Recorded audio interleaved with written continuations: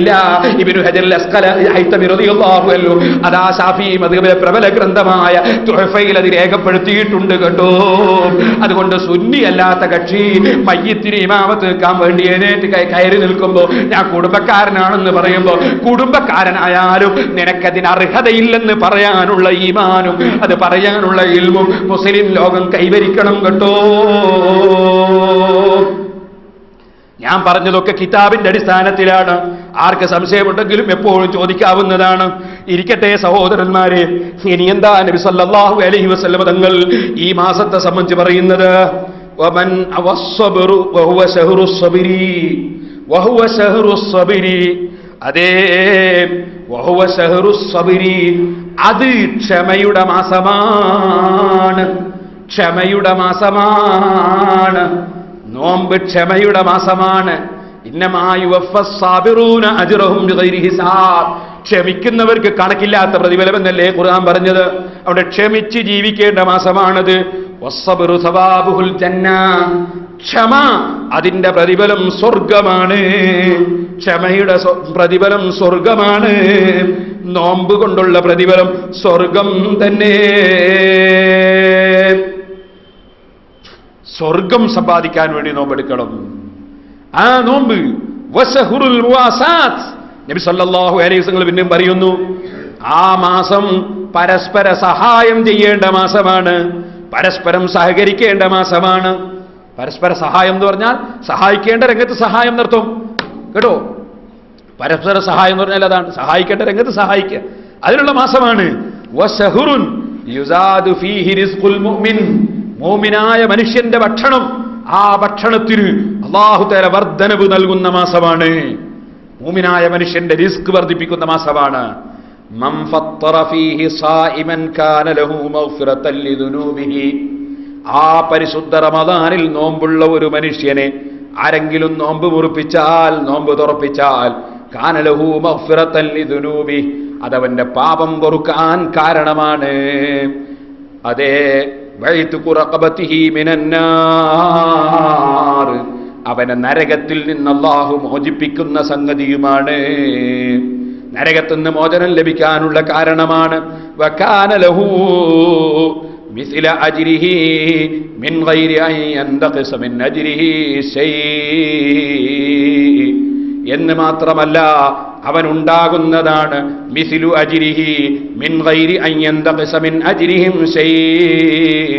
നോമ്പ് നോറ്റവന്റെ പ്രതിഫലം അല്പം പോലും കുറയാതെ, നോമ്പ് മുറിപ്പിച്ചവന്, നോമ്പ് തുറപ്പിച്ചവന് അല്ലാഹു തആല നോമ്പിന്റെ പ്രതിഫലം നൽകുന്നതാണ്. ഖുൽനാ യാ റസൂലല്ലാഹ്.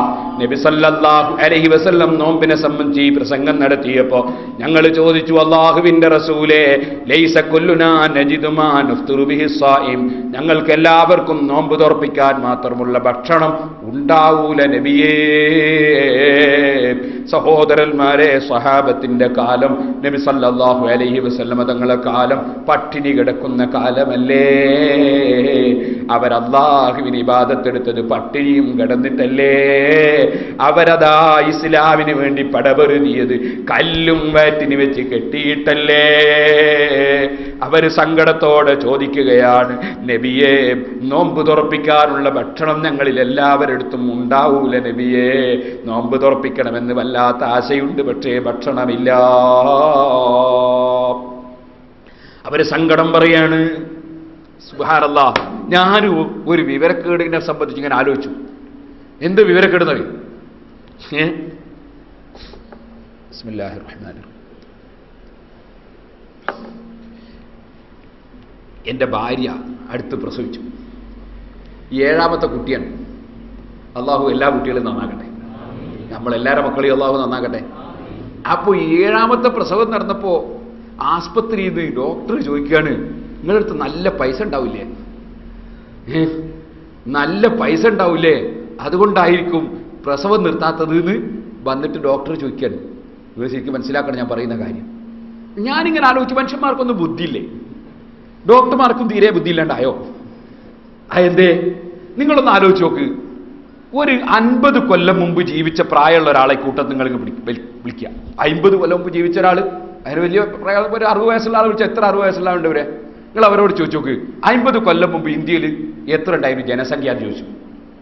ജനസംഖ്യ 50 കൊല്ലം മുമ്പ് എത്ര ഉണ്ടായിരുന്നു എന്ന് ചോദിക്കാം.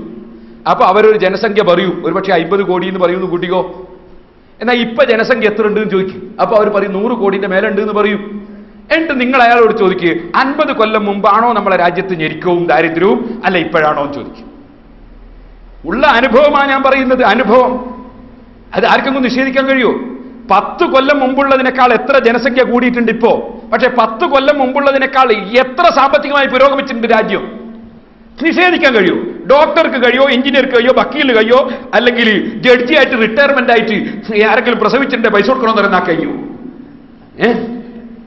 കുറെ കാലം ജഡ്ജിയൊക്കെ ആയിട്ട് ഒരാൾ റിട്ടയർ ആകുക, പിന്നെ കുറെ സമയത്ത് മൂപ്പര് പിന്നെ പറയാൻ പോകുന്നത് എന്താണ്, 2